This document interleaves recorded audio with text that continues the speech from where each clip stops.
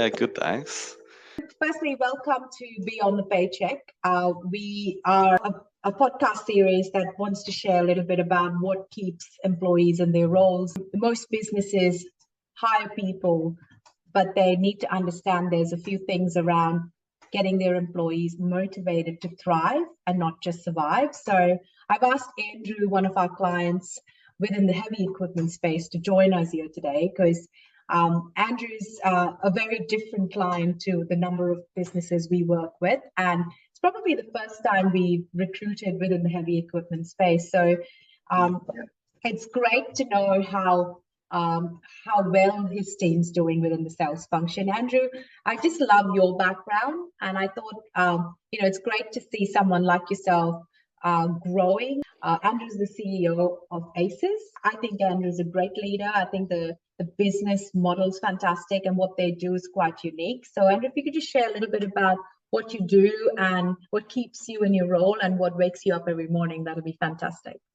Yeah, sure, no worries. So, yeah, a little bit about us. So, I've been doing this basically since high school. So, actually started as a gap year, and then I was meant to go and do industrial design, and then yeah, basically just never turned up to uni. So, um, and the rest is kind of history. So yeah, I started as a gap year working with my dad. It was just the two of us at the time.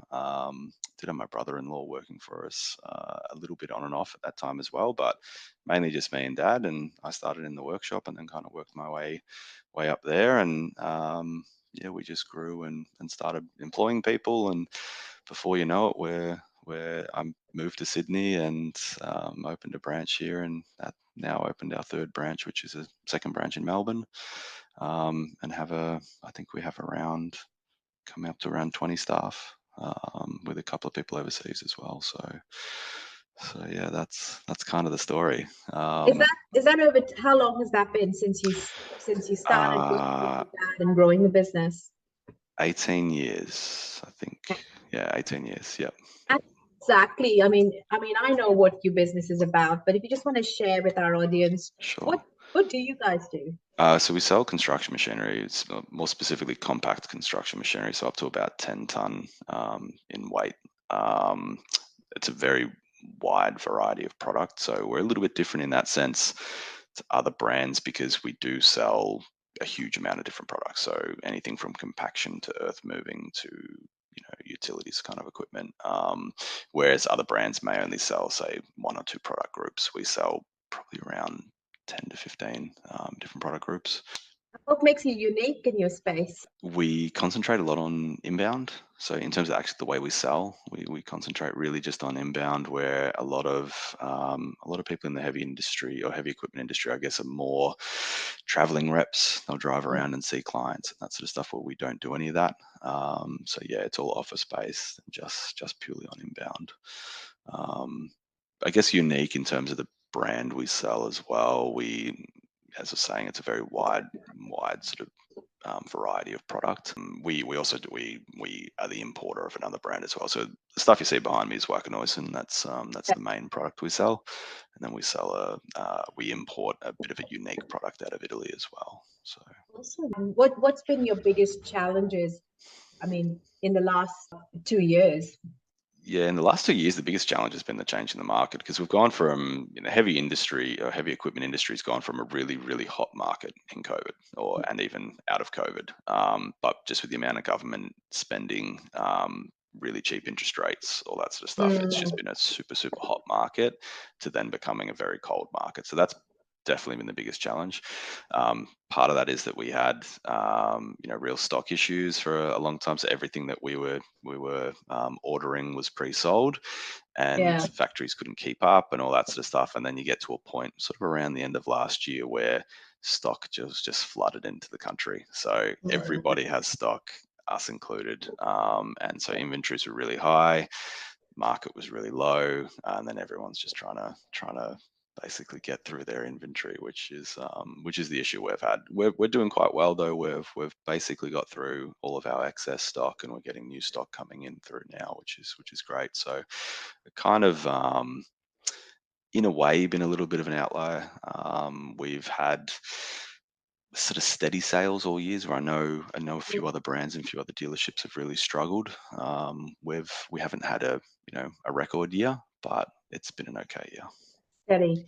Who would you say has been the biggest competitor in your place in the space you're in that's playing in Yeah, so it depends on the product group. So if we're looking at, say, and the main product we sell is excavators. If we're that? looking at that, then our main competitor would be Kubota. If we're looking at other products like in compaction, we would have, Flextool or Mikasa would be our main competitor.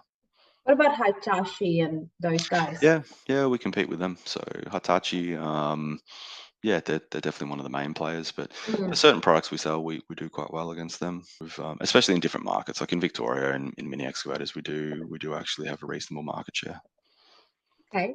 Well, obviously, our podcast topics around Beyond the Paycheck. And the reason I wanted to share what you guys do is just out of pure transparency and being very authentic, like I am, because I like to Yep. have a voice, is that it's a challenge to attract talent, to sales talent, and just talent to the industry you're in, right? Mm. And I've seen that firsthand. There's been a massive sell, and I think you yourself and your brand and what you do from a leadership perspective really stands out. Sales professionals can be quite a flashy. Um, Most people within the sales function like the flashy title, or I want to be an enterprise sales professional selling, up to X amount of, you know. But I think I think there's a misconception there around the price points you sell at and the commissions you guys offer. Yep. So I thought this is a really good opportunity to sell the industry you're in, and attract those tech sales professionals into your space, because it is a hunter sell and they can do particularly quite well because that space can be quite crowded. Yep. I mean, can I just ask, have you actually found it challenging to find good salespeople in the past? Yes and no. How do I put it? Like, we're a small business, so we didn't need to have huge sales staff to begin Yeah, with. So before we came on board with you, we had a couple of sales reps in Melbourne, yeah, and then when we started in Sydney, I was handling all the sales myself. And then yes, the idea was that, once we get slightly established, I would then look to get talent up here. yeah, That's when we really did struggle. So I did struggle to find anyone in Sydney, and then we were approached by you, and we managed to find staff that way. Um, so I know that when we found staff also in Melbourne, I think we're kind of lucky, um, because we weren't getting a heap of applicants. It's just happened that, a couple of them were pretty good, and they're still with us now. But yeah, I can definitely see it being an issue in the future, trying to find good sales staff in this industry, because in our specific industry, a lot of people actually, they start off in something like being a mechanic, or in, the spare parts department or something like that, kind of like what I've done, and hmm then work their way through the company before getting into sales. So they're, generally speaking, people they've in got the knowledge. sales. Yeah, Yeah, exactly, but they don't always have the sales skills. So you got that's to where I train. think of it a little bit. I think a little bit differently than a lot of people in the industry, where I'm not so concerned with product knowledge. I'm more concerned with, the Selling aptitude. skills. Yeah. Exactly. Yeah. And I mean, with you having transitioned from being quite hands-on with the product now to understanding sales and running a business, being Yeah. more of that commercial, having all that commercial acumen done at firsthand, Mhm. what sort of sales process are you guys using? And in the business, is there a particular process you've adopted? Yeah, there definitely is. It's all inbound. We use a lot of, software to sort of manage that, and we have a bit of a strict process of how we go about managing that, from the client coming in to then, how many Qualification. times we contact, qualification, all that sort of stuff, before then quoting, and then, finally sealing the deal. So we do rely on, yeah, like we have CRM that we rely on, Mm. pretty rigid workflows, and that sort of stuff. Um, I know that is a little bit different than some of the other companies in the industry. I know that some do use that kind of software now as well. Where I think that when we started using it, it was a little bit. was a little bit different in the industry. I don't, I know lots of companies that were still using, notepads and spreadsheets and that sort of stuff when we were sort of already starting to do automated marketing and automated workflows and that sort of stuff to kind of make the process a lot easy. A lot of that I developed because I was always very time poor. So I wanted to have any kind of system in place that would make my life easier. Yeah. And then that relates obviously to then making, the sales rep's life easier as well. So. Yeah. I think the one thing though, Andrew, about you is that you're very curious to learn new things and constantly implement new things. And I think that's the number one thing of what's been part of your success is that you've implemented a lot. You've implemented a lot of AI and just generally technology to help support your business. And you haven't had to grow past 20 staff because a lot of stuff a lot of things you've been able to automate, which is the way to go, right? So. I think my next question is a big one, and I think this would be really great. I think it's fantastic to see how Andrew's gone about with his hiring process, purely because I've worked alongside him as a partner. It's very in most businesses when we get a brief, we're like, we want a candidate from the industry who has that experience, who's sold to that client base, and we're going to pay them X. Your brief was probably the most different brief I've ever taken. It's been a salesperson who's got the attitude, who can sell. I don't really care what industry they're from, as long as they can sell. I'll teach them product. I'll still pay them well. They get a car. It was just, I just need a good salesperson, right? Yeah. And I think this is very difficult to explain to sales hiring managers because there is a lot of transferable skills, but no business really wants to take that risk. And you did that. So if you could just tell us a little bit about why you did that, how, and what are you doing beyond the paycheck? Because every time I talk to the candidates we've placed with you, they're loving it. So you're doing something right, and your industry in itself has a lot to offer. Because I think that any employee we take into sales, it's a long term. Like I'm not looking for someone who's going to be here for a few months, or I'm not willing to employ someone who I can't see staying for a number of years. I think that's a potential problem in the industry is people jump from job to job, and as a small business we invest far too much money in them, in training them. So I am more interested in someone who's willing to who I can see being with the business in 5 or 10 years time. Ultimately, the amount of product knowledge and training and all that sort of stuff we have to put in place, that takes months and months and months. It's not something where they can sort of come and work for us and jump into it and 2 weeks later they're selling machinery. It just doesn't work like that. So yeah, like that's the biggest reason, is that I'm going to have to invest in anybody that comes to the company.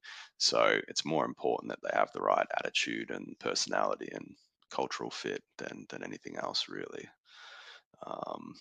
And it's a small pool as well. So if I'm only interested in employing someone who's had experience selling not only our particular product but perhaps our particular brand, it's a tiny pool to choose from. So. And in your industry, a lot of people like that have sold heavy equipment tend to move around with the same within the. And so I think by you taking that risk to look beyond that, you probably are getting some great talent, because you're willing to put in that risk to be open to that talent pool, right? Yeah, definitely. And people get complacent sometimes in a specific industry. They've got skills and experience that's potentially some bad habits that you've got to, exactly, while you get a clean slate where you can actually invest in, as long as they've got the right attitude. So and also by employing outside of the industry, we're potentially opening ourselves up to people having a lot to bring to the company and fresh ideas and fresh takes on how to sell. So it's I think it's all good, all good things to employ outside of the industry. And how has that worked for you? Because obviously both your sales hires have been with you for, one's coming up to a year, one's over 6 months. How's that? Do you think you were happy with taking that risk to hire based on transferable skills? Yeah, no, definitely have been. Definitely have been. No, it's working well. It's considering the market that we are in, it's they're both doing quite well. So especially one's been, as you're saying, coming up to a year, and they're really getting to the swing of it. The other guy is a bit over 6 months now. He's starting to turn over now, and that's in a very very tough market. So I've been happy. Interested, Andrew, because this is knowledge everyone knows within the sales function, right? It does. People join leaders, people join people, and not businesses. So you're doing something beyond the paycheck to get people from the tech industry that have sold very sexy SaaS technology and solutions to come along work for you and actually work in a very tough market and still be enjoying it. So you've got skills as a leader. So tell us a little bit about what you're doing beyond the paycheck at the moment. What do you do to keep your staff in their roles? I guess we try and, other than financial motivation, there's a lot to learn from working with a company like ours. Like, we try not to pigeonhole people into just one sort of area. Yeah, So for example, if you were not just for sales, but if you're a bookkeeper that coming to work from us, you're not just going to do accounts receivable. You're going to do everything.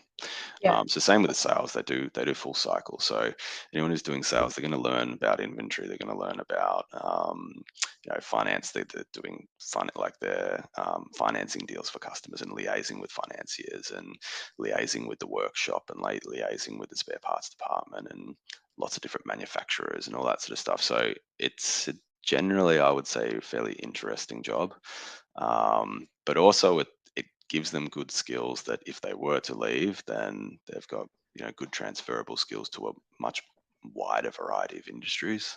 mm, I think if you're just working in SaaS, then it's very specific. There's a and you're in yeah, and you're in SDR, or you're in BDR and all that sort of stuff, but you're only doing one specific sort of role, where here you're kind of wearing all hats. So I think that's a big part of it. Um, Myself, I guess the way that I manage my staff, I try to be as easygoing as I can. I'm new staff, not so concerned with the specifics, and I'm not that concerned that they're hitting targets and all that sort of stuff early on, because, as I said, it's a long-term goal with anyone we employ.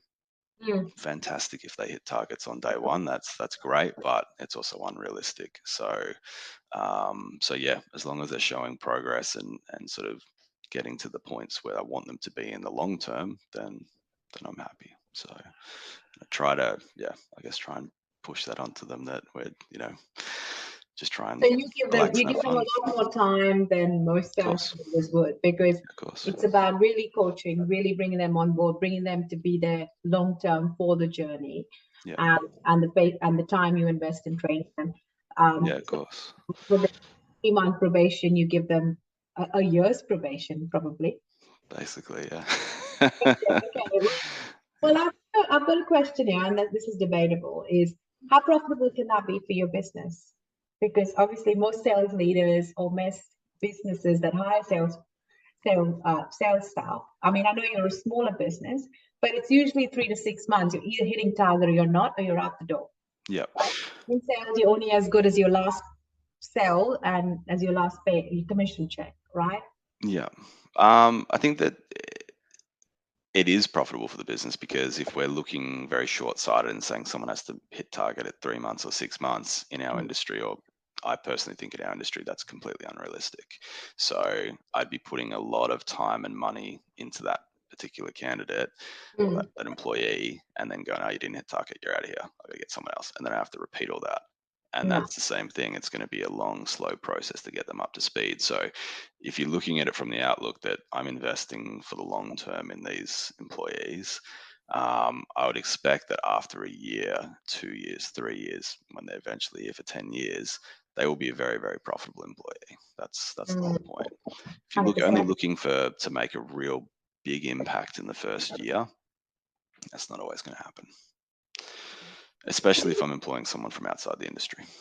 And I think that's a very good point you made, because your industry is different compared to most industries out there. So, here's something for sales, for sales professionals that have the right attitude, that want to be in there for the long game, and it's all about product knowledge, then heavy equipment could be the space to consider, more so because it's about the knowledge, the training, and then that turns around. I mean, it's like a much slower sales cycle, right? Because I mean, Can be. It can look. It can be both. In some situations, it's almost retail. Like you can have very transactional sales.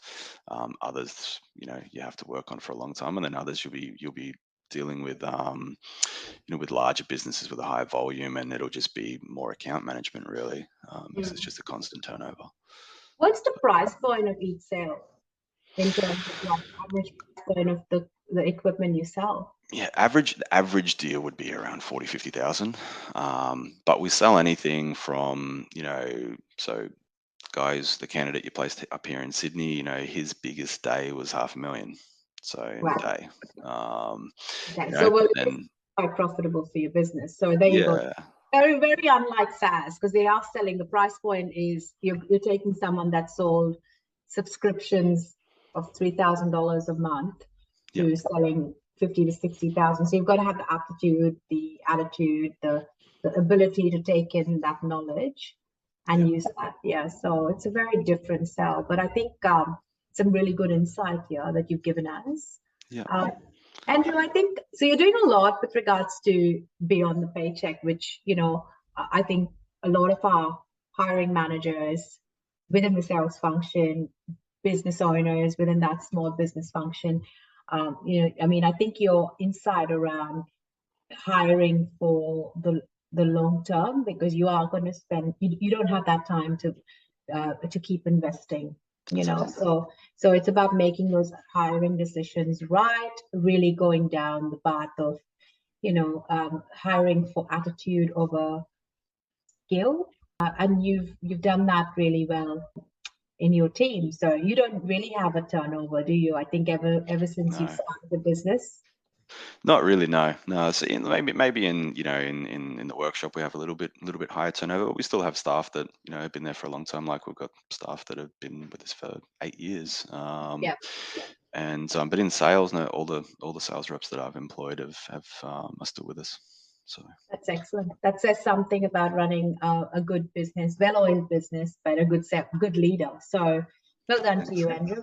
I think that covers my questions around what you're doing right. And I think there's a massive difference. And I think this episode will be very different to the other industries where everyone's talking about numbers, KPIs, while yours is you're in there for the long game. And I Yeah, think it says a lot, because there's lower turnover, you'll grow organically, you'll have steady growth, you'll have, the people make you, and the people make you business. So the more you invest in them, the better business you have. So yeah. I think that's you've um, you've shared some really valuable insight around that. No That's worries. Thanks.